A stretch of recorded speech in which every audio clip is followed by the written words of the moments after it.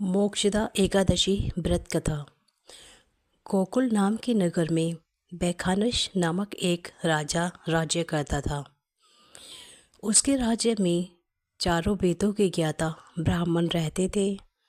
वह राजा अपनी प्रजा का पालन पुत्रवत किया करता था। एक बार रात्रि में राजा ने एक स्वप्न देखा कि उसके पिता नरक में हैं। उसे बड़ा आश्चर्य हुआ। प्रातः वह विद्वान ब्राह्मणों के पास गया और अपना सारा स्वप्न कह सुनाया। उसने कहा कि मैंने अपने पिता को नरक में कष्ट उठाते हुए देखा है। उन्होंने मुझसे कहा है कि हे पुत्र, मैं नरक में पड़ा हूँ, मुझे यहाँ से बाहर निकालो। हे पुत्र, तुम मुझे यहाँ से मुक्त कराओ। जब से मैंने यह स्वप्न देखा है तब से मैं बहुत बेचैन हूँ। चित्त में बड़ी अशांति हो रही है। मुझे इस राज्य, धन, पुत्र, स्त्री, हाथी, घोड़े आदि किसी में भी सुख प्रतीत नहीं हो रहा है। मैं क्या करूँ? राजा ने कहा, हे ब्राह्मण देवताओं, इस दुख के कारण मेरा सारा शरीर जल रहा है। अब आप कृपा करके कोई तप, दान, व्रत, कोई ऐसा उपाय बताइए जिससे मेरे पिता को मुक्ति मिल जाए। उस पुत्र का जीवन व्यर्थ है जो अपने पिता को, अपने माता पिता का उद्धार न कर सके। एक उत्तम पुत्र जो अपने माता पिता तथा पूर्वजों का उद्धार करता है, वह 1000 मूर्ख पुत्रों से अच्छा है। जैसे एक चंद्रमा सारे जगत में प्रकाश कर देता है, परंतु हजारों तारे नहीं कर सकते।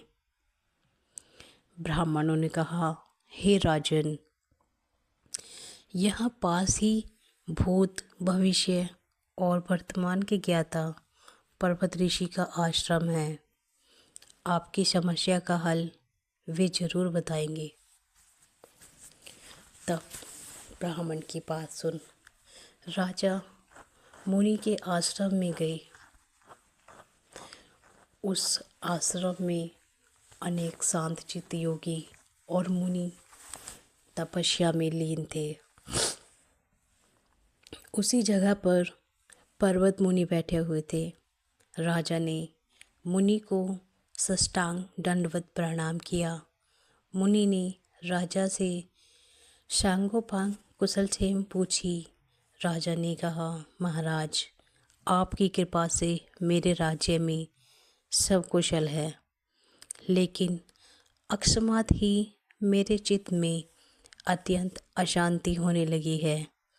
ऐसा सुनकर पर्वत मुनि ने आंखें बंद की और भूत को विचारने लगी। फिर बोले, हे राजन, मैंने योग के बल से तुम्हारे पिता के कुकर्मों को जान लिया है। उन्होंने पूर्व जन्म में कामातुर होकर एक पत्नी को रति दी, किंतु शौच के कहने पर दूसरी पत्नी को ऋतुदान मांगने पर भी नहीं दिया। उसी पाप कर्म के कारण तुम्हारे पिता को नरक में जाना पड़ा। तब उस राजा ने कहा, इसका कोई उपाय बताइए। मुनि बोले, हे राजन, आप मार्गशीर्ष एकादशी का उपवास करें और उस उपवास के पुण्य को अपने पिता को समर्पित करें। इसके प्रभाव से आपके पिता भी अवश्य ही नरक से मुक्त होंगे।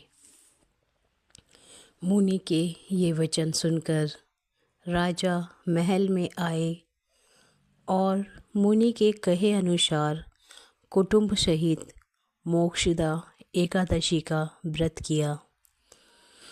इस उपवास का पुण्य उसने पिता को अर्पण कर दिया। इसके प्रभाव से उसके पिता को मुक्ति मिल गई और स्वर्ग में जाते हुए वे पुत्र से कहने लगे, हे पुत्र, तेरा कल्याण हो। और यह कहकर वह स्वर्ग को चले गए।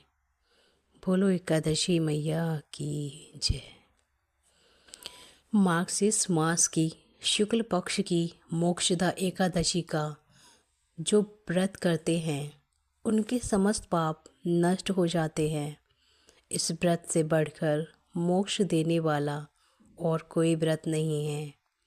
इस दिन गीता जयंती मनाई जाती है।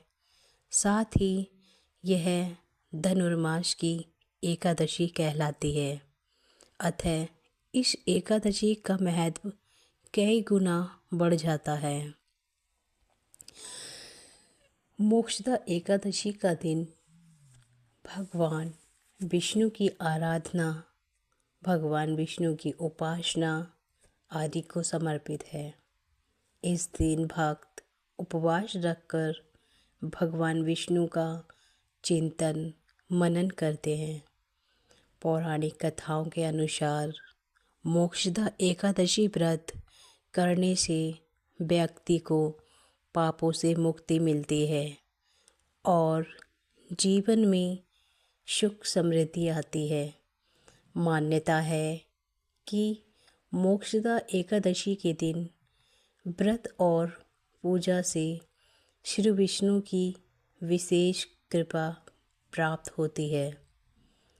मोक्षदा एकादशी व्रत रखने पर कुछ बातों और नियमों का खास ख्याल रखना चाहिए। मोक्षदा एकादशी का व्रत कब और कैसे मनाया जाएगा, यह जानने के लिए हमारे चैनल को लाइक और सब्सक्राइब करें। जय श्री एकादशी मैया, जय भगवान विष्णु।